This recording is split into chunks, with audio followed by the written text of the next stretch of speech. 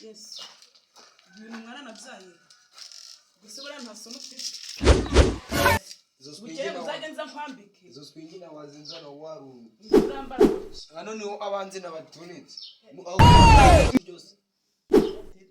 Jo wahashana guteka. Komera kucyo usiga ufite fu muri minsi zwa. Genda check out. Oh shit.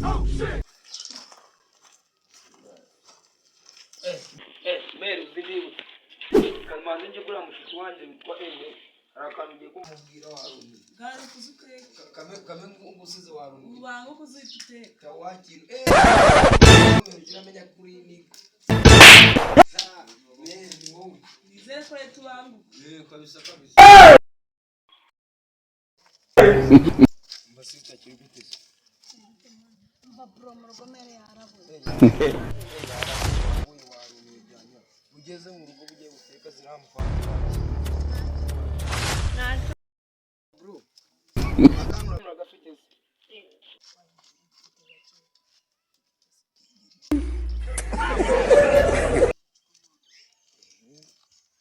Ubwo tuzasubira warumye. Uriya mushiti wanje. Baba rimeze neza.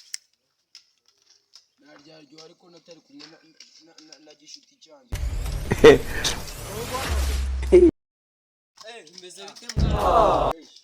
Usanga mvuyeho. Yubi mumu. Nanjye.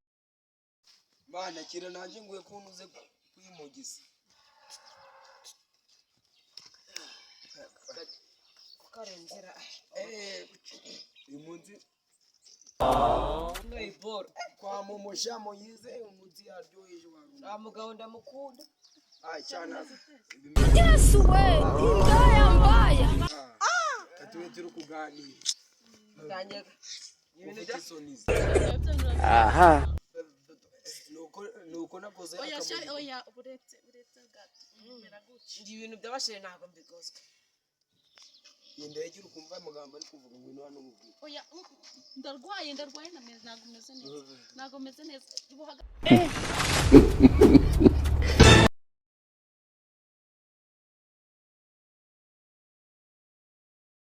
Haranditswe ngo Matayo 4:7 ngo abanywa inzoga